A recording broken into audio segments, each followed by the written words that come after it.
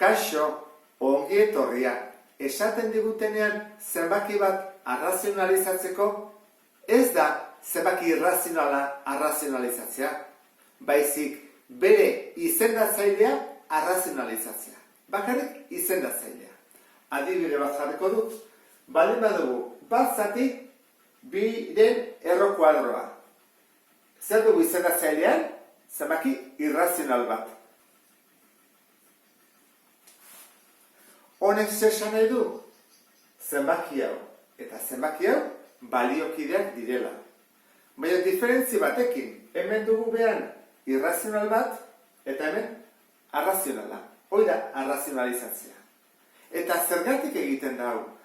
Orain dela 70 urte, 100, 200 urte, ez egon kalkulagailurik. Horren, pentsatu, zatiketak egiterakoan zer gertatzen den. Ni baldin badut, zatiketa hau egin beharra, izango litzateke horrela. Bat zati, bat koma, 41, 42, horrela.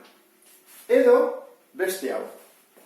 Bat koma, 41, 42, hemen bia, zati bi. Zer da erresagoa? Hau egitea edo hau egitea. Ez duzu dudarik, ezta? Hau asko zailagoa da, zatiketa egiteko.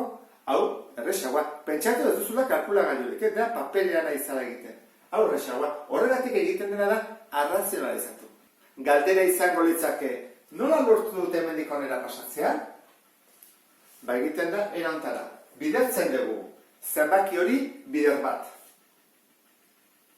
Ezta? Nik ite moduz bider bat, berdinak gertatzen, ez aldatzen, ezta? Ados horrean, bai. Eta bat, izan daiteke horrela. Bat, zati bat.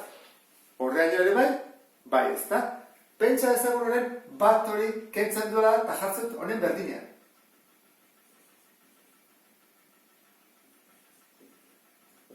Nola gelditzen da? Bat biren erro kuadroa, eta hau bider hau, berbi, ezta? Zen bada biren erro kuadroa, berbi, bizati bi, bat. Orduan, bat kanpora, eta goian hau gelditzen da. Orain ikusiko ditugu, 3 adibide mota daudela, egingo dugu erresenetik zailenera. Az gaitezen. Lehenengo adibidea errotzailea bidenean. Hemen bezala. Hemen ez du ezan jartzen, beraz, bida. Zer egiten da? Zerrekin bidertu behar da? Bere buruarekin. Oso simplea da. Orduan goian ere, bere buruarekin, 3, den erro kuadroa, zergatik bat izan behar dulakonek, zenbaki hau bider bat, ez aldatzen. Orduan, izaten da horrela, bi bider, 3 erro kuadroa. Eta 3 erro kuadroa bider bere burua, horrela jarriko dugu. Eta hau bat, ikusten baden, ez da? Buru zen dezakegu. Bi zati bi, bat, horren, 3 bat kanpora. Hau izango izateke leheneko adibidea. Simplena, badakigulako zeinekin bidertu behar dugun, bere buruarekin. Baina, bigarren adibideantan ez da hori gertatzen, ze da errotzailea bi baino gehiago denean, handiagoa denean, adibidez bezala, 5. Hora hori, hobeta pentsatu behar da. Egiten da erantara, bider. Jartzen dugu, errotzaile berdina. Zergatik, bestela ezin delako biderketa egin. Hori ikusi dugu, horan jartzen dugu, 5. Biderketa egin ahal izateko. Eta kentzeko, hau da, zatiketa egiteko zein behar da?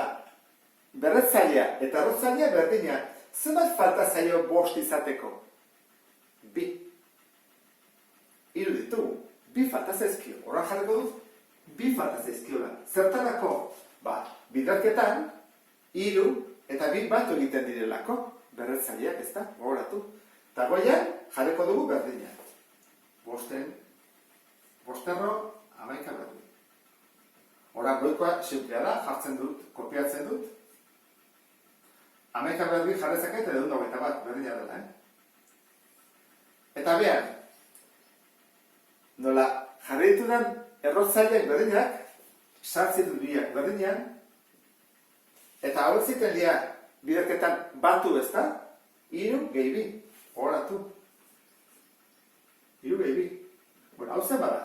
Ja guazen bukatzea ez luzatzeko gehiagin. Hiru gehi bize bada, bost. Horran, hau jarren ordez, jarrezeket bost. Eta bostati bost, bat. Horran, amaikako oso bat ateatzen da kanpore. Eta hola geldituko ditzake. Hau zailagoa da, kalkulatu behar dugulako, hemen ze berretzaile jarri behar dugun. Eta horren, hirugarren adibidea falta zaigu.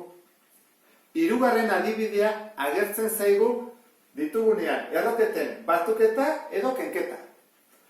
Adibidez hemen zer dugu izendatzailean batuketa bat. Hemen kenketa bat eta kenketa bat. Erroketa hauek kendu behar ditugu. Hortarako ze bide jarraituko dugu? Hau, konjokatua aurkitu behar dugu. Adibidez, honen konjokatua zein da? Hau. Eta honena, hau. Ez daki goratzen zeran, bai baitugu, batura bider kendu da, nola kalkulatzen gendun? Lehenengua berbi, ken bigarrena berbi. Hoi da erabiliko duguna, ezta? Bider kaldura nabarmen hori.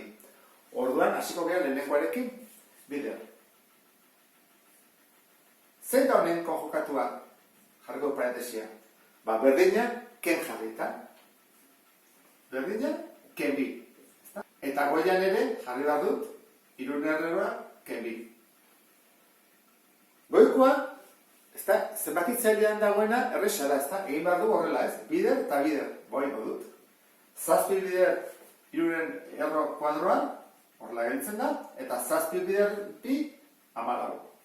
Ken 14. Eta izendatzailean izaten da, lehenengoa berbi, ken, bigarrena, berbi. Parentese jartzen dut beti, ez azutzeko.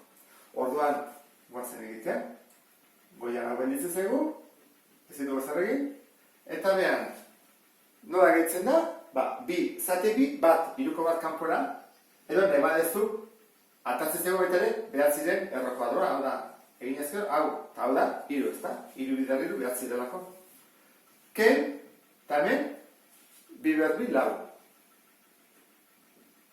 Zazpi, zati, hiru, 14.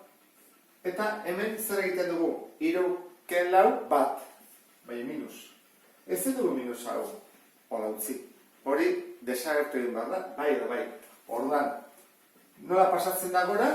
Goiko ikurrak aldatuz. Orduan biak aldatuko ditut. Honi minus jarko diot. Eta honi plus. Eta gelditu bera, kasu honetan, izendatzailerik gabe.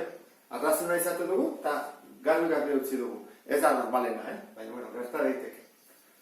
Beste honetan, kentzen dut hau, jarriko dut bideo, parentesia, eta hemen parentesia. Zein da bere konjokatua? Berdina, baina gehi jarrita. Eta hemen, berdina jarri bat dugu, bat izan behar lako, az gaitezen, bidertu egiten da, ezta? Batu zaitez. Ordua izango izateke, lau erro bost, eta lau erro bi. Goiko egina dago. Orain bekoa, lehenengoa berbi, ken, bigarrena berbi. Hemen genuen, erroketa bat bakarra hemen bi daude, hori da diferentzi bakarra. Baina berdin egiten da, ez da diferentzirik. Hau zen bada, 25 erro kuadroa, bost, ezta? Edo bizati bi, bosteko bat, hemen atatzen dugu biko bat, eta goian berduzten dugu,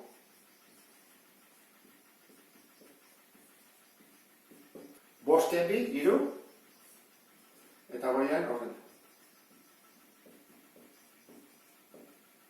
Hore, amaitu dugu. La plusata zegoen, ez dugu zer egin behar. Hirugarren ariketa honetan, erroketa honen aurrean, biderketa bat dago. Ikusiko dugu nola egiten, pixka bat zailagoa da, Jarriko dut bider, jarri behar dut, honen konjokatua. Ken dago, horra jarriko dut, gehi.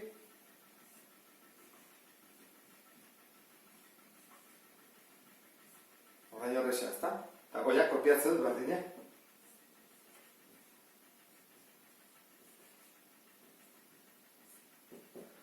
Goikoak.